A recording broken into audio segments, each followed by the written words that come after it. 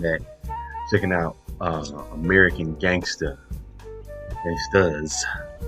by Ben Westhoff. It's a really good book. My mic on? Yep, it's on. There I go. Can y'all hear me? Mic probably ain't. I don't know if y'all can hear me or not. Is it plugged in? Hello, hello, hello. Sound seems kind of down. Let me see if I bring it back up. My sound is kind of messed up in my thing. Anyway, hopefully y'all can hear me. Checking out Original Gangsters by Ben Westhoff. The last we left off in the last video I did, we were talking about Eazy and how he may have been misdiagnosed. Now we're going to continue on with this West Coast legend. I'm going to come back with my reaction. Hit that thumbs up button, guys. Appreciate it. Ruthless was valued at around $30 million at the time of Eazy's passing. And even before he breathed his last, the machinations to gain control of the company had begun. Mike Klein gave notice to Eazy's lawyer, Ron Sweeney, that he was fired on March 24th, 2 days before Eazy's death. When Sweeney nonetheless showed up to the Woodland Hills office 3 days later, guards blocked him from entering. Owing to Eazy's incapacitation, a Superior Court judge had ordered the office closed and the locks changed. Mothers of his children stopped receiving child support payments. Label artists ceased receiving paychecks, and employees were told to go home. Having already gotten their first royalty checks, some members of Bone Thugs had returned to Cleveland to buy houses. No one bothered telling them what was happening with Eazy. Crazy Bone learned about his death from MTV News. On March 27th, the day after Eazy died, a trust company became administrator of his estate. Music industry veteran Ernie Singleton, who'd worked at Ruthless since the previous summer, was appointed to run the label on an interim basis.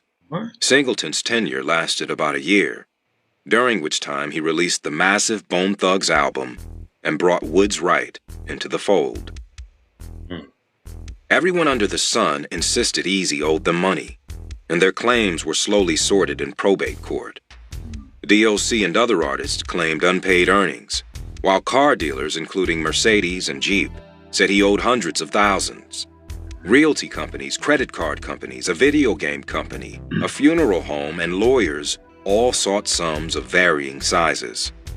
Heller said he was owed more than $1 million, while Woods Wright countersued, accusing him of misusing Ruthless funds.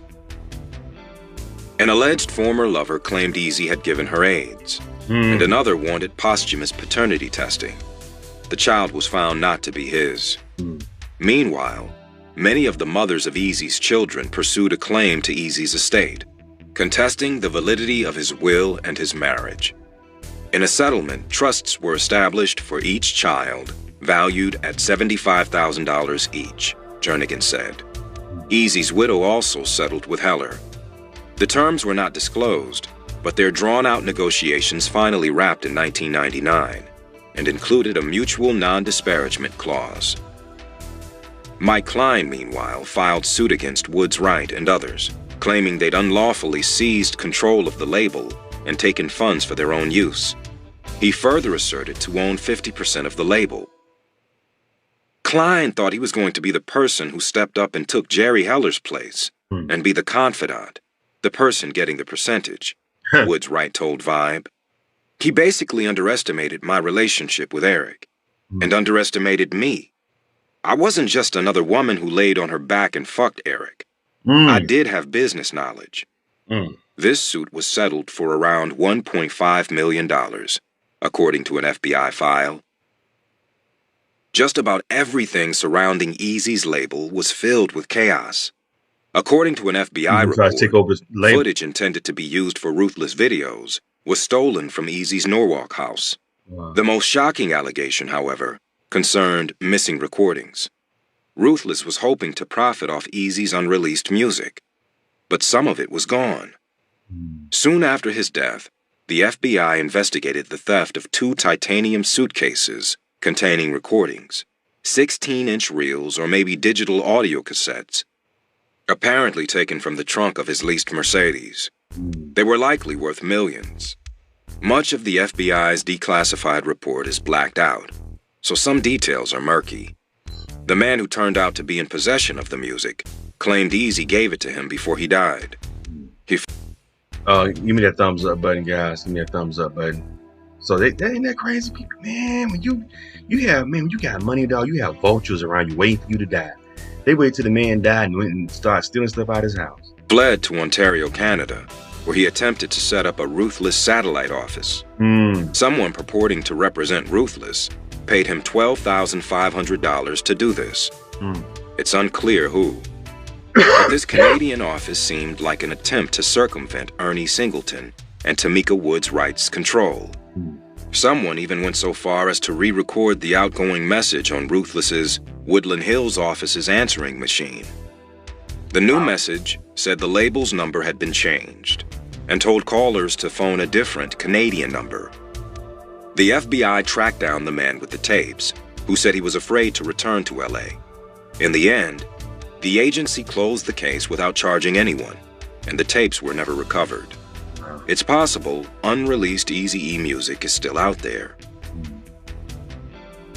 Ultimately, the probate court found Eazy's marriage and his will to be legal, solidifying Woods Wright's leadership at Ruthless. Despite the purported theft, Eazy had yet more unreleased tracks in the vault. And late 1995 saw the release of his modestly received, gold-selling, Straight Off the Streets of Motherfucking Compton. Though Ruthless signed a new distribution deal with Epic in 1997, the label gradually relinquished its heavyweight status. An announced comedy album from Chris Tucker never materialized. What? I didn't know that. The new release schedule slowed to a drip, mainly from its shrinking list of marquee artists like MC Ren, Kid Frost, and Bone Thugs. The latter became increasingly disgruntled and squared off in court with Ruthless a number of times.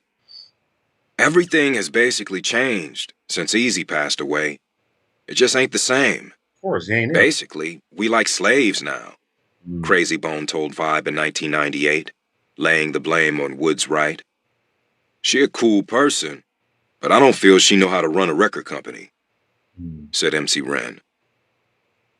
The label moved offices, released a compilation album, and put out another posthumous Eazy-E album in 2002. It nowadays subsists primarily on its back catalog, sales from which were greatly invigorated by the Straight Outta Compton film. Hell and Back. Tamika Woods Wright has been accused of shrouding the events of Eazy's final weeks in secrecy. One cannot, for instance, obtain a copy of their marriage certificate. A courthouse employee told me it had been made private, which is uncommon. There is no autopsy on this man, Tracy Jernigan said. What? The marriage certificate is a secret. The medical records are a secret. What? Who could go in there and see him was secret. The ensuing decades have also been contentious. When I talked to Eric Wright Jr. in 2014 during the film's pre-production, he said Woods Wright had excluded him and his siblings from the spoils of the movie deal.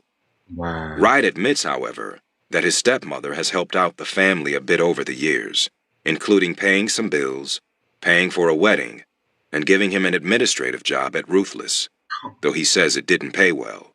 What? After her brother's death, Patricia got his Norwalk house and lived there for nearly 20 years before losing it to foreclosure. It's nobody's fault but my own, she said. Elise Kim, founder of Eazy's favorite charity, Hit that thumbs up button, guys. Hit that thumbs up button. Athletes and Entertainers for Kids, said that Woods Wright has been generous to her organization, continuing to send out Christmas gifts for their annual gala. It's impossible to know if Woods Wright has done with his estate what Eazy would have wanted her to. Wright wishes the company had been passed to Heller. As a Jew, as a white man, he would have handled business, he said. One thing is clear. Woods Wright's life since his death has been no fairy tale. That woman has been to hell and back, said S. Leigh Savage, a filmmaker who said she broke down in front of him during a 2006 interview. I'm inclined to give Woods Wright the benefit of the doubt. Only 26 when Eazy died. It's unimaginable how much stress she's experienced, starting from the moment Eazy told her he had HIV. Ultimately, she and her 2 children with Eazy tested negative. She became responsible not just for his care, but for the label and handling the media and dealing with everyone who wanted a piece of him. Such duties would try anyone. "I was not the cause of his death," she told Vibe in 1998. "I did not kill him. I was the one by his side, and I am the one trying to keep his dream alive.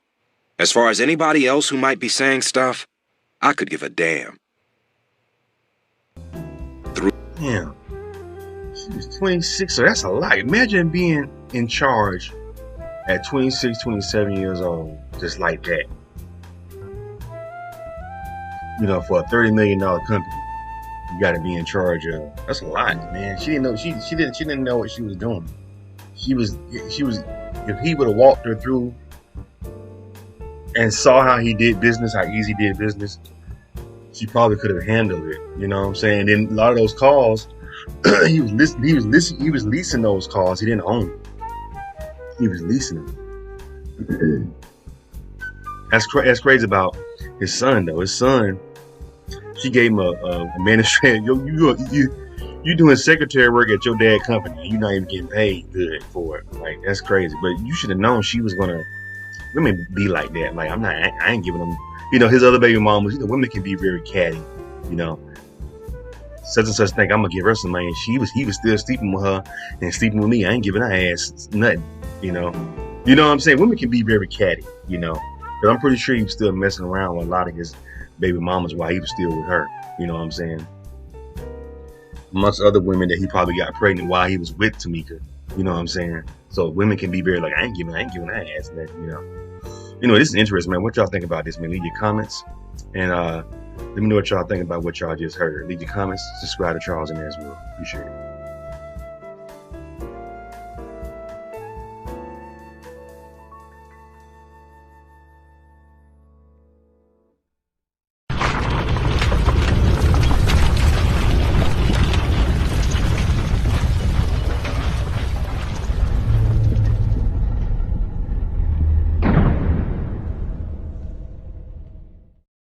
Looking for a professional photographer for your next big event?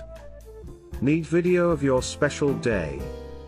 Then look no further. For $100 an hour, have a professional photographer or videographer shoot your wedding, birthday party, quinceañera, bar mitzvah or bat mitzvah, anniversary party, or whatever your special occasion may be. Highlight your event with professional, crisp photos and video. Check out Charles Arness Photography on Instagram, as well as book us for your next event. Must live in the Southern California area.